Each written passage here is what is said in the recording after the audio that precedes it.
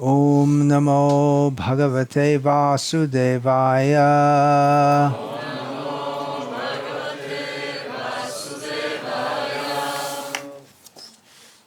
Om Namo Bhagavate Vasudevaya.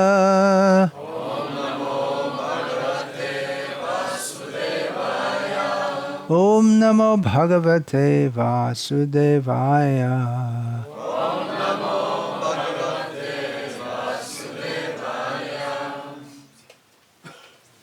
Om Jnana Timirandhasya Jnananjana Shalakaya Chakshurin Militam Yena Tasmai Shri Gurave Namaha. Nama Shreshtham Manamapi Shachiputramatra Swarupam Rupam Tasyagrajam Urupuring Maturim Goshtavatim Radha Kundam Girivaramaho Radhika Madhavasham Prapto Yasya Pratita Kripaya Shri Gurum Tam Natosmi. Vandeham Shri Guru Shri Ataf Padakamalam Shri Gurun Vaishnavangscha Shri Rupam Sagrajatam Sagarna Raghunatan Vitam Tam Sajivam Sadvaitam Savadhutam Parijana Sahitam Krishna Chaitanya Devam Shri Radha Krishna Padan Sahagarna Lalita Shri Vishakhan Vitamscha.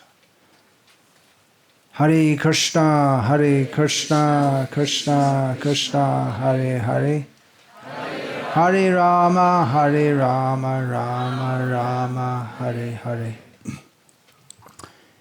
This morning in a talk, I discussed topics leading on from a verse in Bhagavad-gita, Ichha Dvesha Samuttena Dvandvamohena Bharata Sarva Bhutani Sammoham Sarge Yanti Parantapa.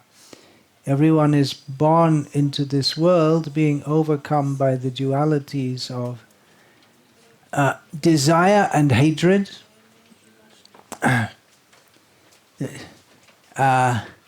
and in this way everyone remains bewildered in material existence. And I particularly discussed this verse with respect to the phenomenon of foolishness. We're in the world of foolishness. We're all foolish. So everyone does something foolish in their life. If there's anyone here who hasn't done anything foolish, please raise your... If you've never done anything stupid in your life, please raise your hand. And if you raise your hand, that is a sign of foolishness. Of great egoism.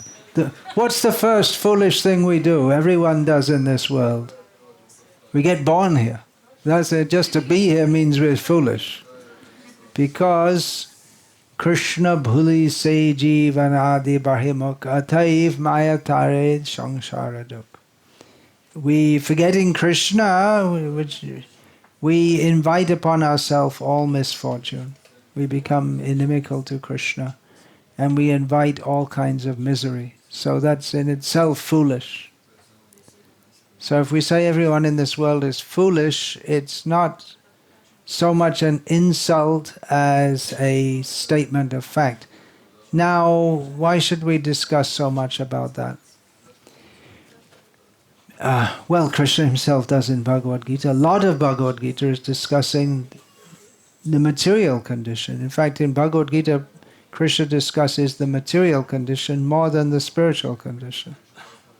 He discusses various attitudes and attachments in the modes of material nature. So this is meant to help us discriminate between what we should do and what we shouldn't do. Very simply, we can say that we should be Krishna conscious. We should turn our face toward Krishna. But then we find even as aspiring devotees, we're going ahead and looking back. Maybe there's something I didn't try out yet in this material world. So it's important to know what is the proper thing to do and what is not the proper thing to do, to become free from the foolishness that binds us in material existence. So further discussion of foolishness or stupidity or ignorance. There's so many terms that can be used. Now, of course, materialistic people also talk about stupidity, but their understanding of stupidity is something different.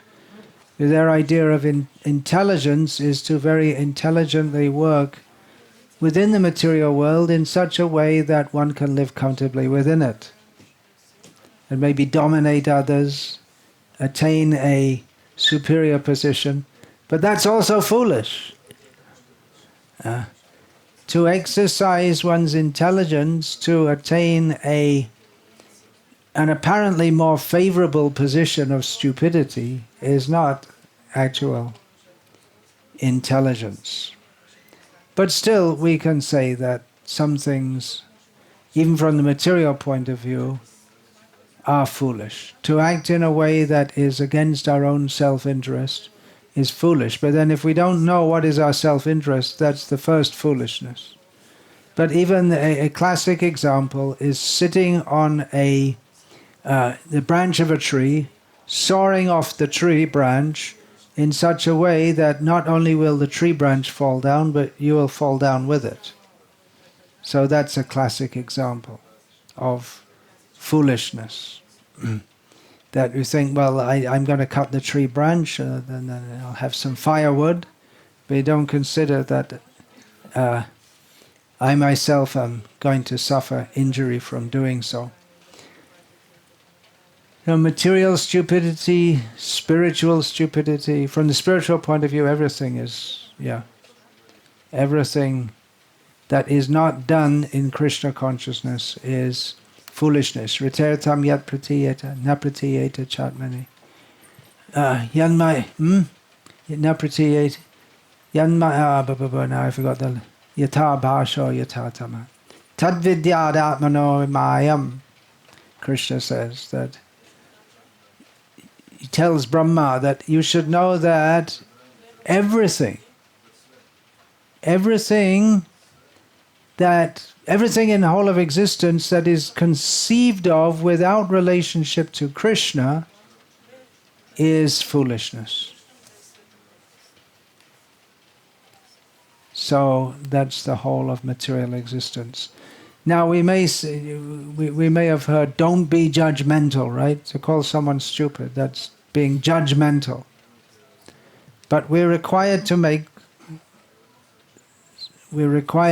such judgments.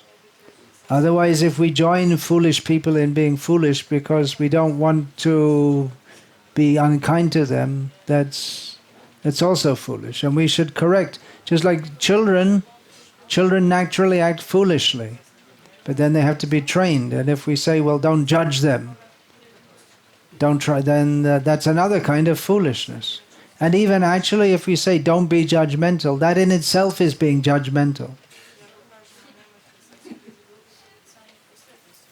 So, there are differences. If we say, don't be judgmental, whatever anyone does, it's all right, it's okay, it's not. That's another kind of foolishness.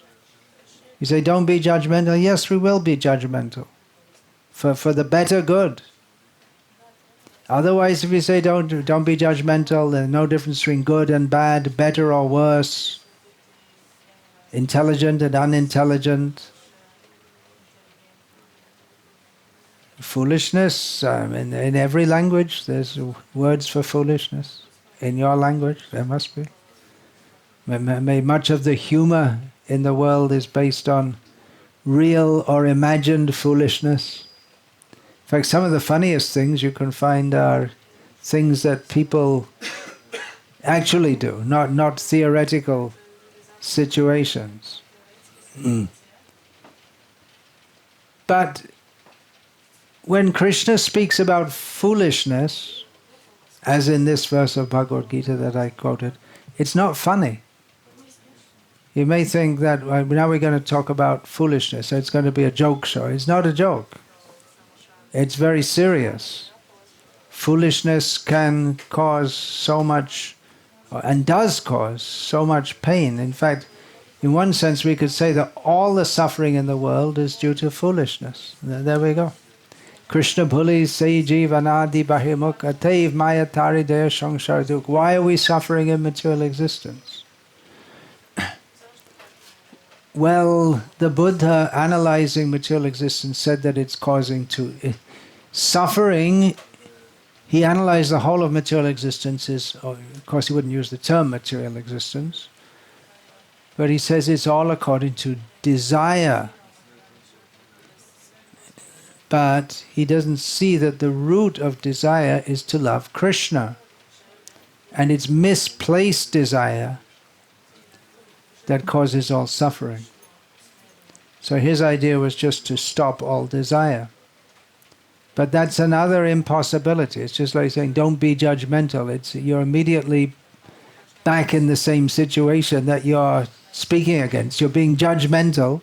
So the same thing, we have to stop all desire. Then how can you stop all desire? Then you have to desire to stop desire.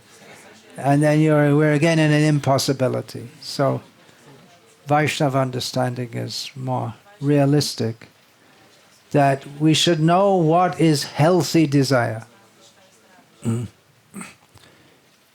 What is nourishing? Which kind of desire will bring us out of suffering and into bliss? And that desire is the desire to serve Krishna.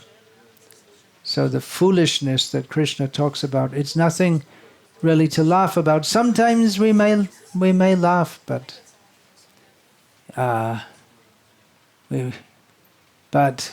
actually it's dangerous. The foolishness of forgetting Krishna. And it's something we have to avoid. There was actually a book written in 1932, A Short Introduction to the History of Stupidity.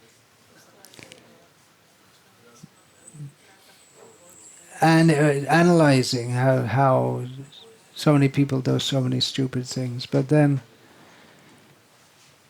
Short History of Stupidity, Krishna actually spoke 5,000 years ago. It's called the Bhagavad-gita.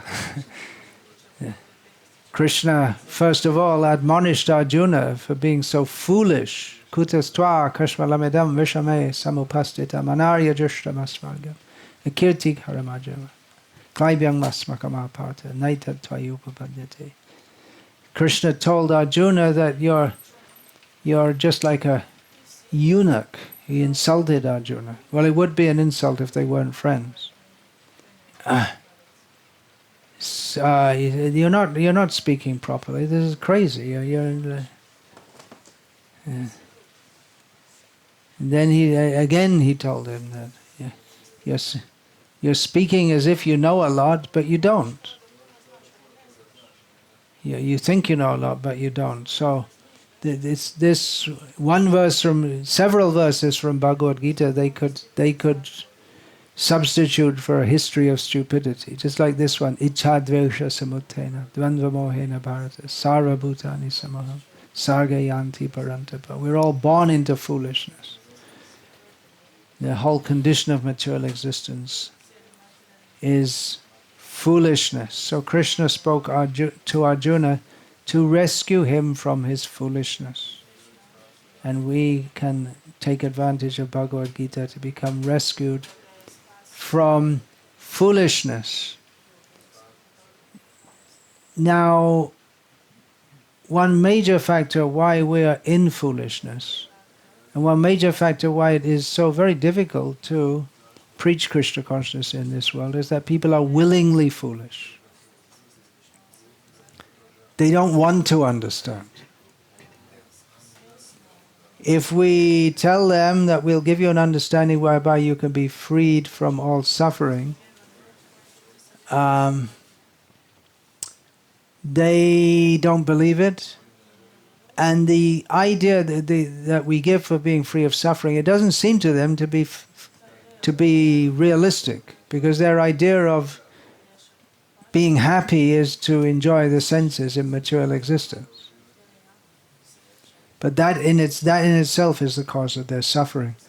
There's a story in this regard of a river. On one side, people live very happily. On the other side, people live very miserably. On the miserable side, people's main activity was walking around carrying big, heavy bags of rocks on their backs, which bent them down. It was very difficult.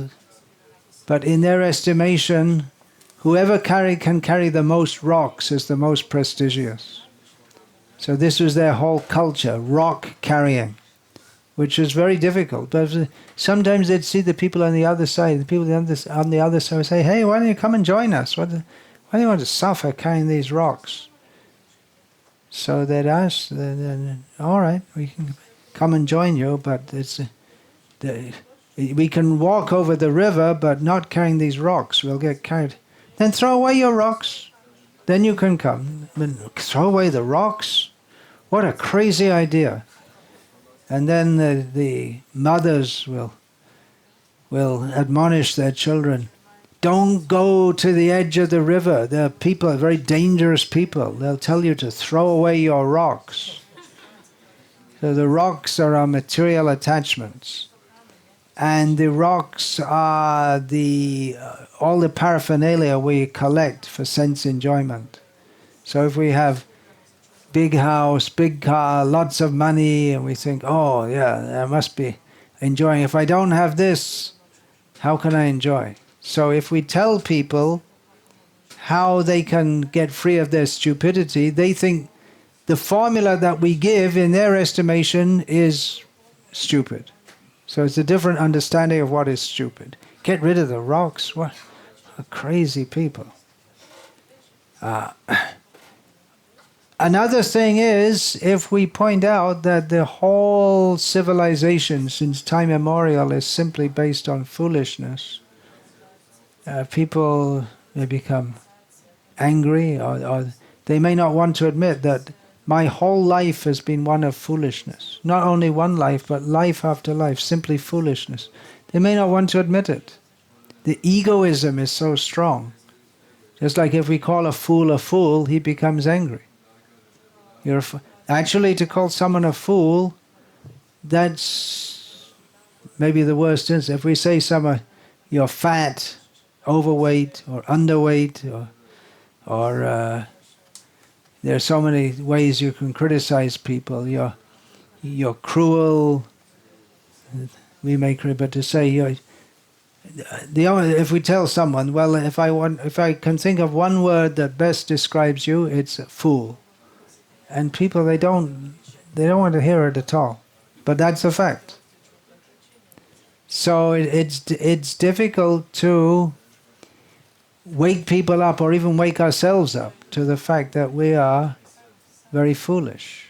We're suffering in material existence. We don't want to admit it. Now, if we consider it, ignorance is always going to be more than knowledge. We can say, even from a material point of view, an intelligent person is someone who has some idea about how much he doesn't know. If someone has a lot of knowledge, we think he's very learned and very intelligent. But a wise person, we can say, is someone who understands how much more he doesn't know. The non-knowledge is more than knowledge. Just like someone may be an expert in some field.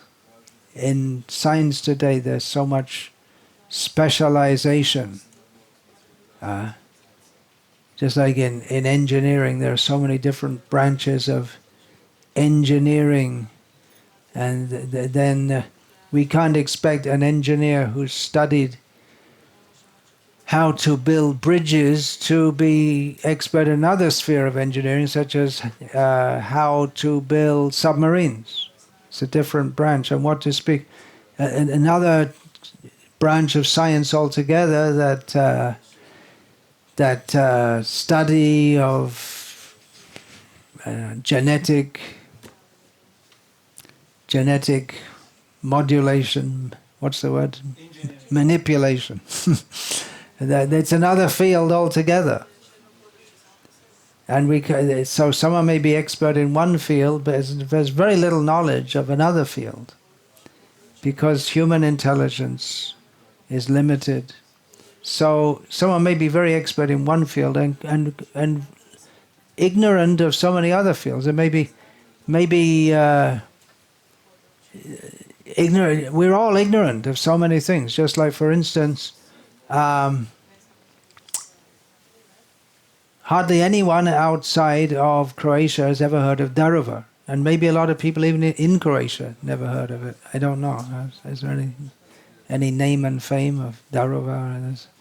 There's because of registration plates, car registration plates. DR. The cheapest in The cheapest. So people come and get registered here, is it? That's claim to fame. But anyway, you get the point that ignorance is much more than knowledge. It has to be. That's just the very nature of this world. There will always be more things that we don't know than we do know, because we're not God. He knows everything. Vedaham samatitani vartamanani charjana bhavishyani cha bhutani. Krishna knows everything, past and present. But we can only know very few things, and even what we do know, it may not actually be correct, even materially speaking. Just like a great scientist of 200 years ago didn't know, if we take the great scientists of 200 years ago, they were ignorant of so many factors of what is considered knowledge in modern science. And if we go another 200 years in the future, no doubt there'll be many things that scientists know that they don't know now. So ignorance is always vast. Knowledge, just we can get a few specific details. What is the capital of Croatia? What is the population of Croatia? We can give some vague knowledge we can give, but it's specific. We have to. If we say what is the capital of Croatia, it has to be Zagreb. It can't be Daruvar or Osijek or Rijeka. It has to be specific. But the non-knowledge or the possibilities of that which is not true, they're infinite and vast. We can say Zagreb is the capital of Croatia. Then Daruvar is not. Rijeka is not. Belgrade is not. Brussels is not. They won't teach you that in the school.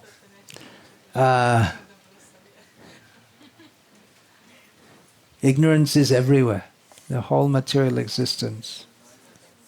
Simply ignorance. Even Brahma, the greatest. If there's anyone in the universe who knows everything, it's Brahma, but even his knowledge is limited, because that's the very nature of material existence is everything is limited. There's a limit to how much we can know, but there's no limit to the knowable. Fortunately, in Bhagavad-gita, Krishna speaks about Yomameva samudho janati purushottamam sasarvavid bhajati mam sarva bhavena bharata. One who knows without doubting, Krishna says, that I, Krishna, am the Supreme Personality of Godhead. Such a person knows everything, and therefore he worships me in all respects. Knows everything means what? He doesn't know every little detail, but he knows everything that needs to be known. Gyayam, that's said in Bhagavad-gita, that word comes up. Gyayam, that which we need to know. Gyan is knowledge, and Gyayam means that which we need to know. We don't need to know. There are so many factors that we don't need to know. The average person living in India doesn't need to know that Zagreb is the capital of Croatia. Doesn't need to know it. If he might know it, we could say that's gyan, knowledge, but he doesn't need to know it. So in Bhagavad-gita, Lord Krishna speaks about jnanam and gyayam, knowledge and that which it requires to be known.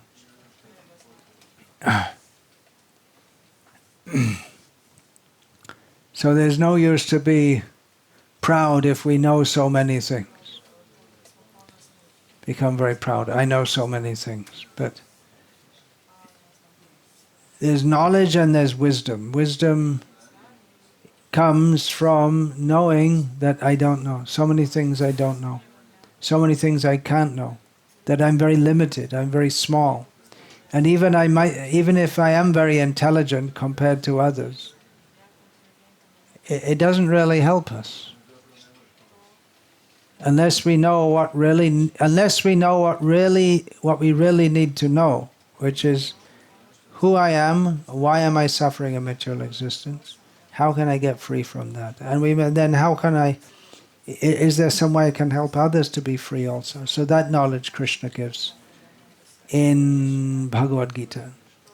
So there's no use to become proud if we're very intelligent in this and that. In this country, I don't think it's a big thing, but definitely in the English-speaking world, among a certain class of people, the kind of people that read the New York Times and the Washington Post and the London Times and the Daily Telegraph, and the intelligence is highly lauded. Definitely in India, it's a big thing. That if you're very learned and you have a degree from a prestigious college, it's considered very good. But there's no use to be puffed up. Self-confidence, yeah? Self-confidence, but that should be based on not thinking that I'm independently powerful, independently intelligent, but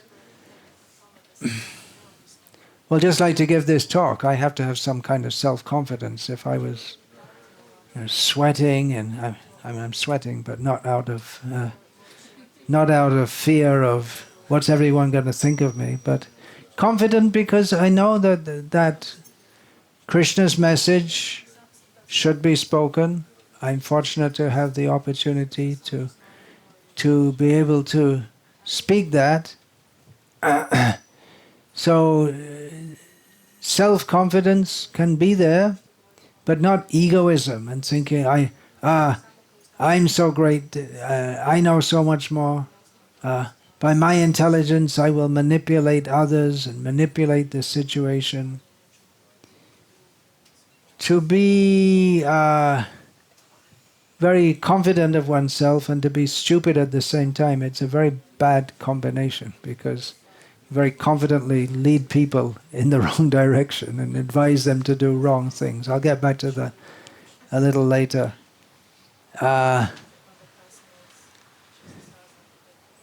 Who can be free of doubt? Krishna spoke to Arjuna so that he could be free of doubt.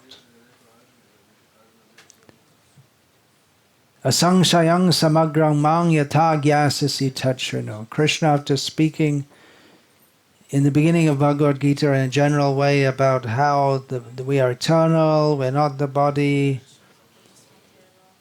about how we shouldn't be attached to, we should perform our duty in this world but not be attached to the results, how we should not be attached to any kind of duality such as heat and cold, honor and dishonor. We should just do our duty, various kinds of yoga. And then Krishna starts to begin his teachings on bhakti yoga, and he starts that off by saying at the beginning of the 7th chapter of Bhagavad-gita that Maya sakta manaf partha yogam yunjan madashaya asangshayang samagrang mang yatha gyasasi tach trinu.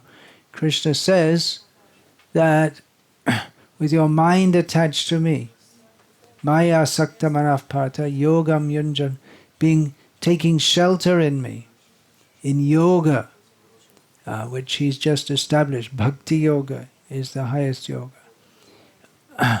You hear from me in such a way, I'll speak to you topics in such a way that you can be free from all doubt. Arjuna was in great doubt as to his duty. Krishna spoke in such a way to free him from all doubt. Then the next verse, Krishna spoke, Jnanam teham savijnanam idam vakshyami asheshataha yajgatva neha bhuyo nyajgatavyam avasheshyate. Krishna said, I will now speak to you, I will give you that knowledge, and that practical knowledge. Jnanam teham, I'll now tell you everything you need to know so that you won't need to know anything else. It's a great promise. You won't need to know anything else. So, understanding Bhagavad-gita, Krishna's instructions, that should free us from all doubt. Now, there may be others who are free from doubt, just like we see Srila Prabhupada, he was free from any doubt. But there may be other people who are free from doubt, but they're not situated in proper knowledge. It's a very dangerous combination. For instance, in the late 1990s, it became very famous. Jim Jones, a Christian come communist leader of a commune, who was so sure that he had that everyone has to now take, all his followers had to take some cyanide, and then we'll all go to God. And they all did. Almost 900 people. He was sure. And they were all sure. Maybe you've met some Christian preachers. They're all sure that, yes, the world's going to end in... How many days is it now? It's always...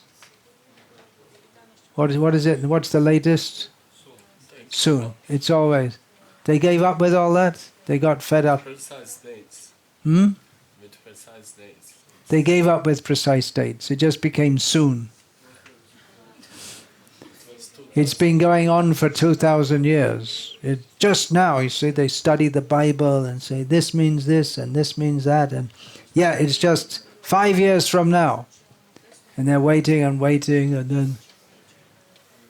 Waiting, the day comes, the day goes, the next day comes, people get up and yawn, nothing happens. But they're convinced the world is going to end.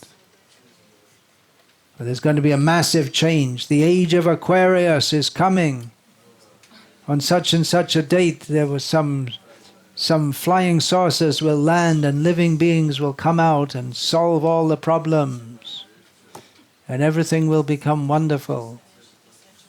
So you'll find people, they're very convinced. But they're fools. But they may be they can convince others also. So therefore, we should know. We should neither be completely agnostic in the sense that, well, we don't know, so many people say so many things, and who knows what's right. Someone knows. Krishna knows. God knows. So we should be careful to be free from... One thing is the foolishness of believing something which is not true. And the other kind of foolishness is thinking that, well, no one can know. So there's no use to try and know. And therefore just live our lives and eat, sleep, drink, be merry and enjoy, for tomorrow we shall all be dead. But then comes the question, what happens after death? And then we should try to find out. So really human life is meant for trying to know, atato brahma jignasa, in the human form of life. We should really try to know that which is possible to know in human life, which is not possible animal life. Otherwise we remain as foolish as animals. And then we become an animal again. And then we suffer birth, death, old age and disease again and again and again. So really human life is meant for becoming intelligent, exercising the God-given intelligence. So in one sense, echoing Oscar Wilde, we can say the only sin is stupidity. And Krishna, he says something similar to that also. Apichet suduracharo bhajate mamananyabhak sadhureva samantavya.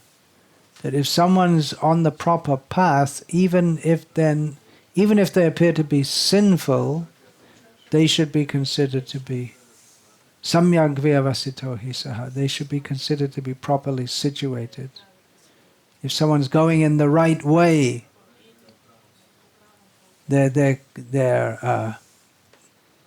are properly situated. So they may appear to be foolish, but they're doing the right thing.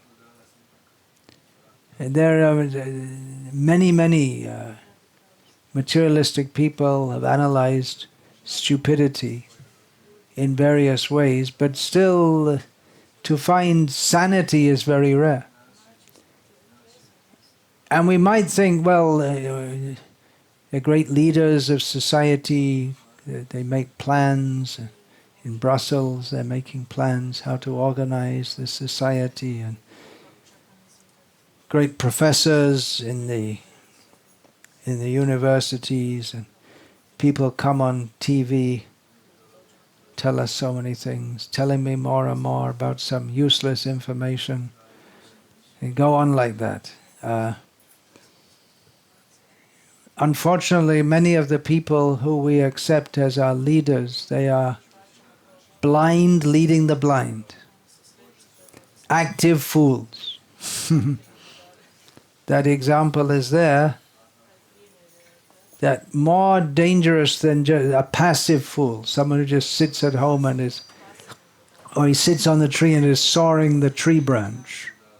So he's going to fall down. He's going to damage himself. But then someone who's actively foolish and acts as a leader, acts as if he knows, but he doesn't know, he's more dangerous. Just like that example of the Jim Jones, who said, now you all drink this potassium cyanide solution, and we'll all go to heaven. And who knows where they went? Not to heaven, that's for sure. Who's heard of Harry Truman? Anyone? History buffs? Ex-President of the United States. In 1945, he spoke of, now we're going to enact such policies that there will be an end to all war. Foolish statement, huh? And now we're going to make policies, there'll be an end to all war. And the United States of America has been at war practically non-stop ever since. If there aren't any wars, they make them. No wars to go. Okay, let's go and make a war over there. Those poor people, they haven't had a war for a long time. It's just like you find people they don't have any problems. Someone comes along and says, "I'll solve your problem for you," and then they make a problem and say, "Now we got the solution." So, what you need is a few American bombs, and then you have a problem here. Don't worry, we're here to help you. But again, you can. It's the whole history of humankind is people with full conviction. Yeah, we have to do this. We have to do this. Great leaders, and people become swept in the illusory energy of thinking, yes, this great leader will lead us to the great prosperity. Everything will be wonderful. You've all seen these film footage of Adolf Hitler attending rallies with huge crowds of people, and they're all super enthusiastic. Heil Hitler, and with full faith and confidence that Hitler, he's the man to lead us, and everything's going to be wonderful. under Hitler. And it seemed like that for some time, at least from the German point of view, not from the Jewish point of view, for sure. But Hitler, he wasn't so smart after all. He made foolish decisions. For instance, invading Russia. In hindsight, you can say it was a foolish decision, but it seemed to him to be very good. And even after he attacked Russia, he reached the gates of Moscow and thought, okay, we'll leave Moscow and come back later. But he never came. They never came back.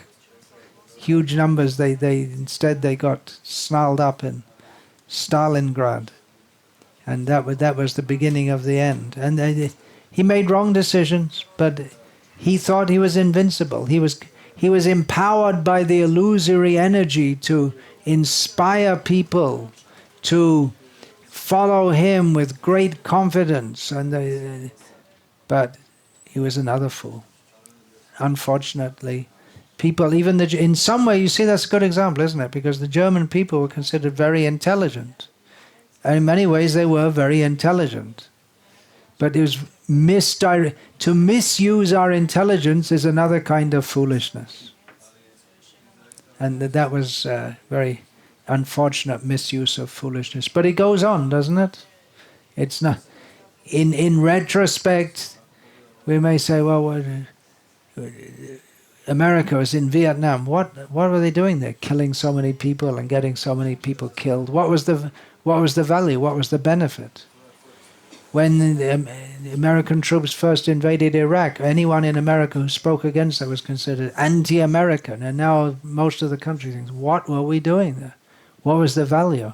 What good did it do? But at the time, people were saying, yeah, follow our great leader. So it's really a case of the blind leading the blind. But that's there in the whole of society, the whole idea that let's develop the economy and then make plans whereby we can all be happy in material.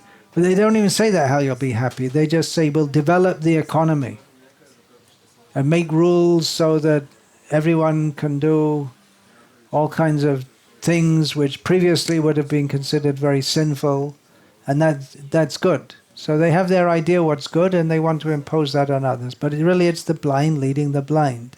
Antayatandayarupaniya as stated in Srimad Bhagavatam. The blind leading the blind, and then they fall in a ditch. And so we can say that the people who might seem to be the most intelligent, they're actually the most foolish. Oh, what was that? A war to end all wars. That was it. A war to end all wars. But okay, folks.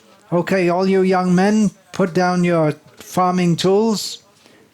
You students, put down your books, pick up a gun, but don't worry.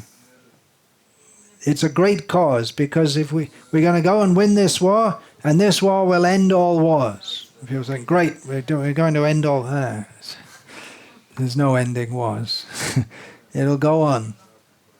Fools rush in where angels fear to tread. But that's your own foolishness, but then you bring a whole bunch of other people with you and tread on other people's heads. So then you may say, well, why does God allow this? Why does He allow it? He allows us. He gives us a little independence, which we can use or misuse. To properly use our independence, that is sanity. To misuse it is insanity. But then we have to have the humility, first of all, to find out, to inquire, what does God want of us?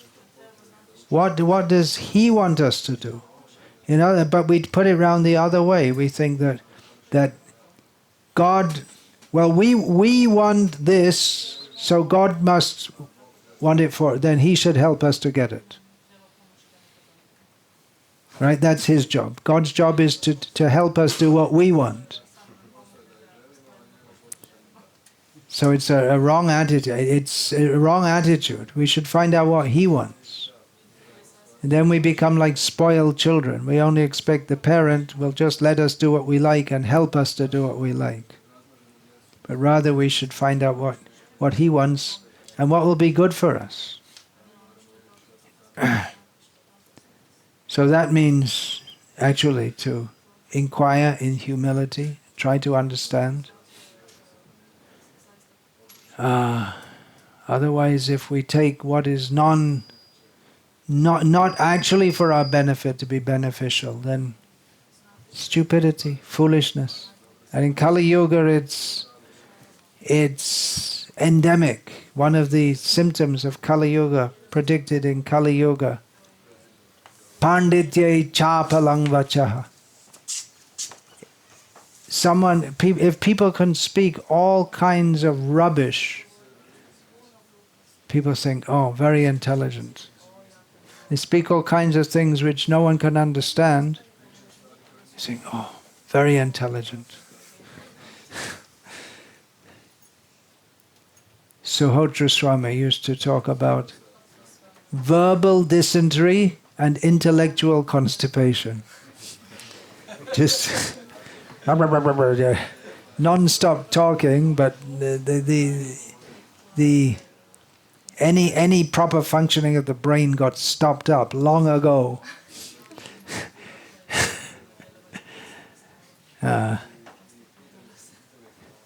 There's a saying in Sanskritam which Sanatana Goswami quotes in his commentary on his own book, Brihad Bhagavatamrita.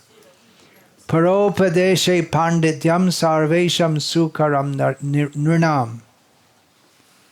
That it's easy to make yourself sound like an expert when you're advising others. If you come along and say, well, everybody, I have to advise you, sound very I have to advise you, that we have no other option at the present time but to do this. Oh, yeah, okay. So very self-assured, but you don't know how we should properly utilize our intelligence. Kartaham iti manyate. We think, yes, I'm the doer. I know. Don't worry, I'm in control here. But we see, I've just given a few examples, how seemingly intelligent people do stupid things with terrible consequences. So what do we do? What do we do? What's real intelligence? Real intelligence should be to sit down quietly and think, what's my position? What's my position? I've got someone saying this, someone saying that, someone saying something else, someone saying something else. What do I do? What do you do?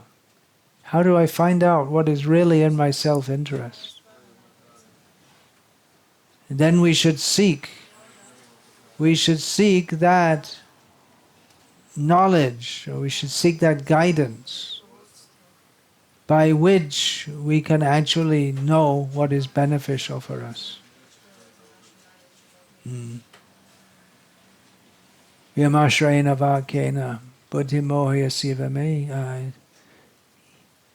That Krishna says, Arjuna says to Krishna, I can't understand what you're saying, but you just speak clearly to me, so that I can actually, what's actually beneficial for me. You just tell me that. Tadenkameva nischitya shreyo yat shreyoham apniyam. Krishna, Arjuna says to Krishna, you just tell me clearly what will be beneficial for me. We may not get such clear guidance. But we should, what do we have to do? Then we have to pray. Pray to God, pray to Krishna. Please give me that guidance by which I can become free from all illusion. It becomes more and more difficult in the modern age due to the education and the illusion that's spread by education. People think they know a lot, and then with the internet age, you can find out anything you need to know. Just look at it, type in a few words, you got it. Okay, now you know. knowledge at your fingertips. And what's the purpose of life? You can look it up. The only problem is that there's so many people saying so many things. So simply filling our heads with information is not a substitute for cool-headed, detached trying to understand. But then that also won't help. Cool-headed, where's the cool head in the internet age? Where's the trying to understand? What do we need to understand? So many people, that's already been done by others. We may think, but it's really our duty in human life to try to find out what is our actual shreya, what is actually for our benefit. We should not confuse high education with actual intelligence. They're not necessarily the same thing. Srila Prabhupada often used to point out that even very simple and people in India, their level of spiritual understanding is generally far higher than that of highly educated people in the Western world. And he often gave the example, Srila Prabhupada often gave the example of a professor who he met in Moscow who was fully convinced that when we die, everything is finished. And Prabhupada was surprised at the foolishness of this. He often used to quote this, that even a highly educated person is convinced that when the body is finished, everything is finished, whereas an uneducated person in India, without any special education, without any formal education, they know that I'm in my present situation due to my previous activities. I take birth after birth after birth. And if I happen to come across such a person as Srila Prabhupada, I should hear from him and respect him, unlike the professor who was cordial with him but wasn't interested in learning from him. So in that way, that culture, that spirit, living in a spiritual culture automatically helps to make us spiritually intelligent. But that can be misused also. And we see in India there's so many bogus teachers, completely bogus. And how can they get away with it? Because the culture of trying to understand, applying one's intelligence is not there. It's just blind following. You all right? You all going some more? Too much for you all? 1 hour of discussion of stupidity. It's an important topic. It's not entertaining per se. So with the difference between education and intelligence, Bhaktisiddhanta Saraswati Thakur, he warned us to avoid vain empirical wranglings. Vain in this sense means put forward with a lot of pride, as if an egoism. Empirical means there's a whole attitude there of thinking that, yes, I can understand everything by my own efforts. And wranglings means trying to show, it gives the idea of trying to show oneself to be more intelligent than others. So vain empirical wranglings, which he called false and full of specious verbosity. Bhaktisiddhanta's language. You don't understand what that means. Specious verbosity. Bhaktisiddhanta Saraswati's language. Specious means it may sound to be true. It sounds very sophisticated and very true, but it's not. There's serious logical problems with it. And verbosity means verbal diarrhea. Just talking too much. Or talking in a highly inflated way, as if you've really. You get these kind of people. They talk in a way that sounds very intellectual, and they can go on talking for. They'll go on and on and on talking, even not noticing that no one's listening to them. But there's nothing they actually say. They use lots of big words. And they're going, well. considering the... They just go on and on. But then nothing actually they say. Just going on and on and on talking. So Bhaktisiddhanta Saraswati, he warned us against that. Even in devotional service, we should not be stupid, but we shouldn't also be artificially intellectual and try. We can be enamored by the knowledge and intellectualism. That's another kind of device of Maya.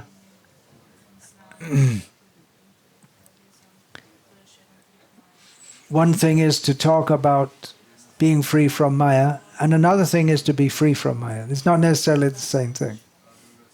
It's good to talk about how to get free from Maya, but we shouldn't think that because we can intellectually analyze, this is Maya, this is Krishna. Ritatam yad pratiyeta na pratiyeta chatmani yad vidyad atmano mayam yatha bhasho yatha tamaha. Krishna says that Maya or illusion is anything that is conceived of without relation to me. It's like a reflection in the darkness, but it's not actual knowledge. So we can, taking Krishna's statements, we can analyze that. But at the same time, we always have to be very careful and understand that simply by intellectual application, even by following so many rules and regulations of devotions, we can do everything that we're supposed to do, and still that doesn't necessarily mean we're going to be free from Maya. We might, there can be some little admixture of Mayavad, or some admixture of egoism. Daivi hiesha gunamayi mama maya duratyaya. It's very difficult to get free from Maya. So we shouldn't take it as a very light thing, that we can be freed from the stupidity that we have been accustomed to, life after life after life. So what's the solution? Then we have to hear. We have to go on hearing the message, Guru, Sadhu, and Shastra. Don't hear our mind, our own mind. Very dangerous to listen to our own mind. And even more dangerous to listen to the dictation of our senses. Go on hearing and chanting about Krishna based on Shastra. There may be very many enlivening speakers.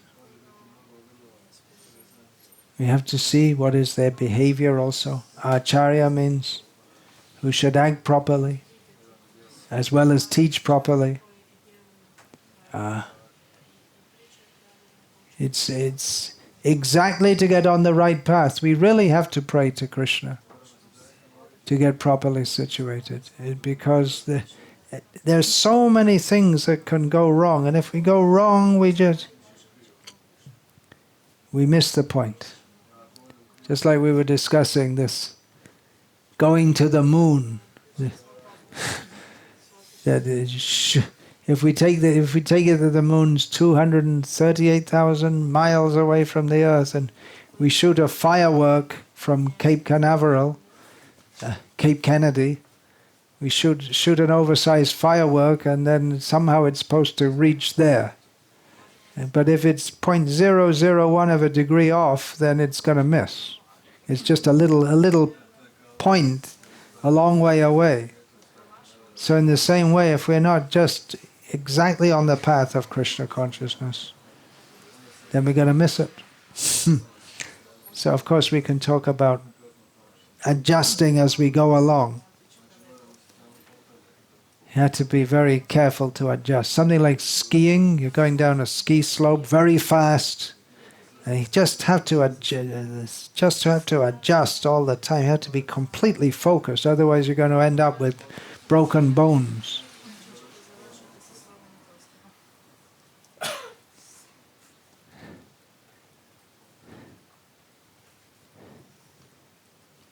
There's a saying about stupidity. What is that? Stupidity means to repeat the same mistake again and again and again. Well, there we go. That's life in the material world. We repeat the same mistake. We should learn from our mistakes. But better is to learn from Shastra. Because we don't learn from our mistakes. We're so foolish that we don't learn from our mistake. We made a mistake to get born, and then we got born again and again and again. So learn from those who know properly. Come to the conclusion of Krishna consciousness and go on that path. Use our intelligence. At the same time, proper use of our intelligence is to understand the limits of our intelligence. Surrender to Krishna. We should surrender with our intelligence, but we should not surrender our intelligence. That means we shouldn't give up. We should intelligently try to understand what is the right path. At the same time, understanding that with my intelligence I can't understand everything. So on one hand, we're enjoying to use our intelligence. At the same time, we should be intelligent enough to understand that I can't understand everything. So I have to take shelter of honest people. Honest people are those who recognize their own limitations, that we are dependent on the higher intelligence, highest intelligence, who is Krishna. So as long as we know that we're foolish, then we're making a good start. But we should know that there is a state beyond foolishness. Krishna says this. I started with this talk with Ichcha Dvesha Samutena. We are all born in this material existence due to desire and hatred. So then the question comes, how to go beyond that? And that Krishna gives the formula. Sarva dhamman parityaja mamekam sharanam vraja aham tva sarva papebhyo mokshayasami masvaja. Surrender to Krishna. Krishna looks after us. Hare Krishna. Any question about this, please?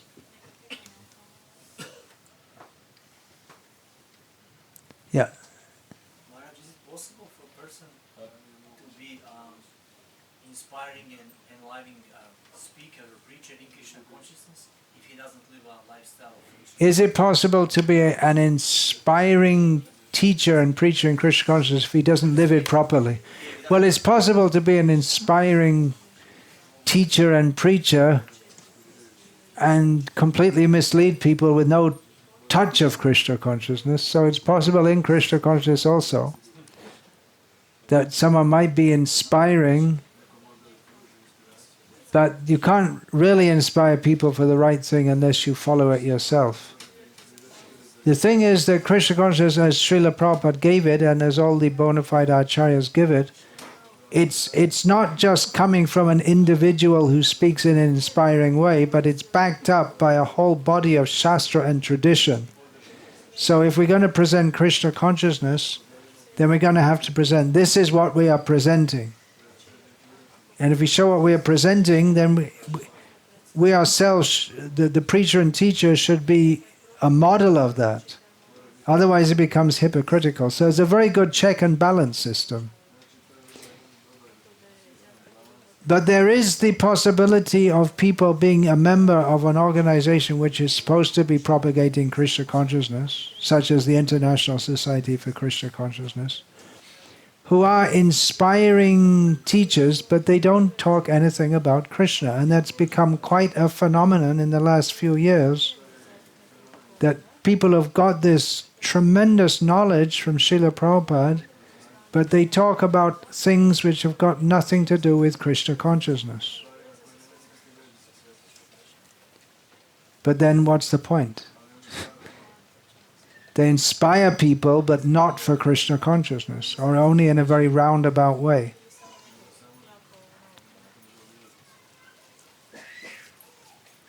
So yeah, it's possible to be inspiring and inspire people, but just miss the point altogether. So what is the point?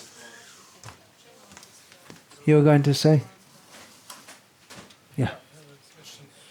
In our eternal spiritual position, we are eternal, full of spiritual knowledge. Yeah, And by ruler.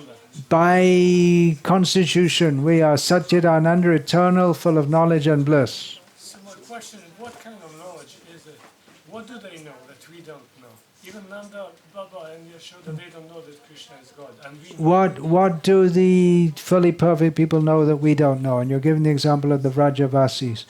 Well, the residents of Vrindavan, headed by Nanda and Yashoda, they're also in one sense in ignorance. But that ignorance is the ignorance of love. That they're so much in love with Krishna that they can't even see that he's God. Whereas ours is the ignorance of hate. Ichha dvesha. Desire and hate. Dvesha means hate. It can also mean envy. Actually, in most of the interpreters will say here, it's attachment and aversion. Desire, I want this, I don't want that. I want to embrace a young, beautiful woman, I don't want to embrace an old, ugly woman. Like this.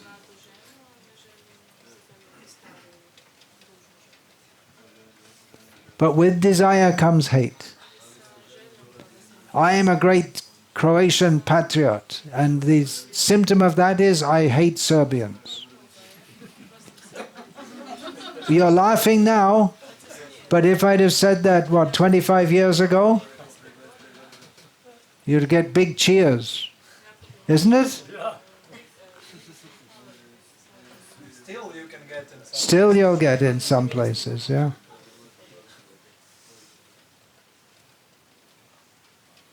Mm. You remember, huh? He can remember.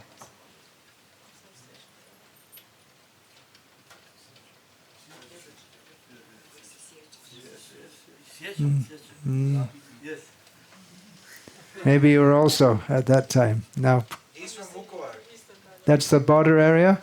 There's the city which was completely smashed on the Danau River. Uh-huh. Completely smashed. It's interesting that he's from Serbian actually. So he was fighting for, he was in the city, he was fighting when city was in, how to say, Under siege. under siege. And then he was for, I don't know how many months he was in prison in Serbia. They, very heavy. They beat them. Very experience.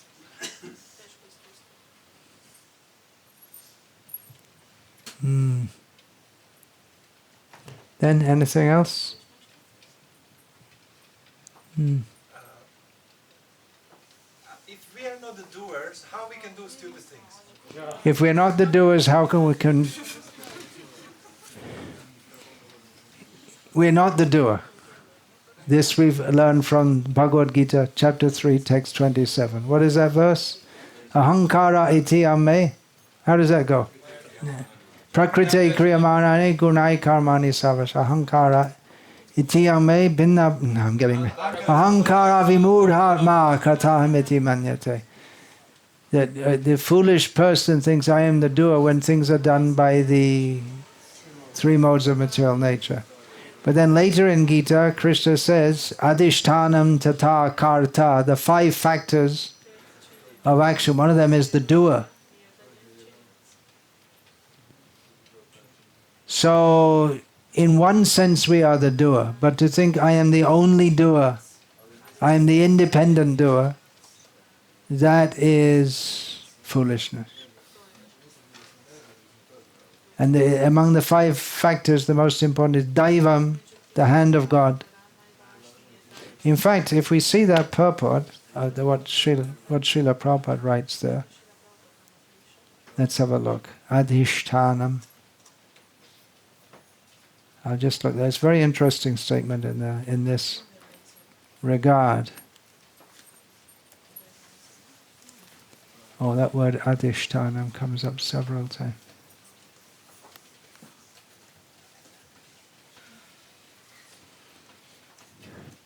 Okay, reading from this purport, this verse in the 18th chapter. Adhishtanam tata karta, karta means the doer, karanang cha pritag vidham, vividhas cha pritag cheshta, daivam chaivatra panchamam. The place of action, the performer, that's the doer, the various senses, the many different kinds of endeavor, and ultimately the super soul.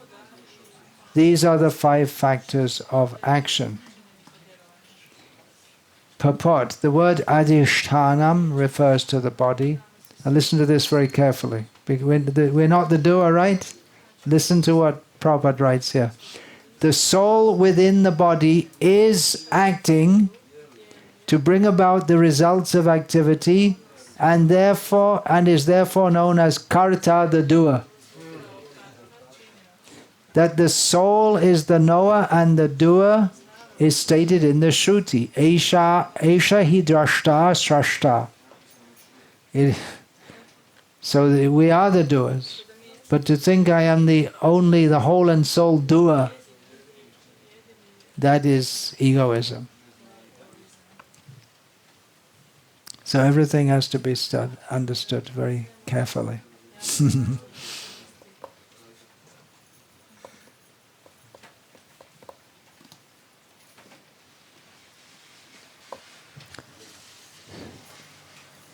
Hare Krishna.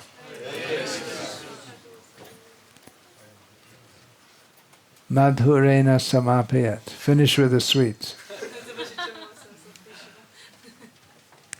So I should distribute this, is it? Okay.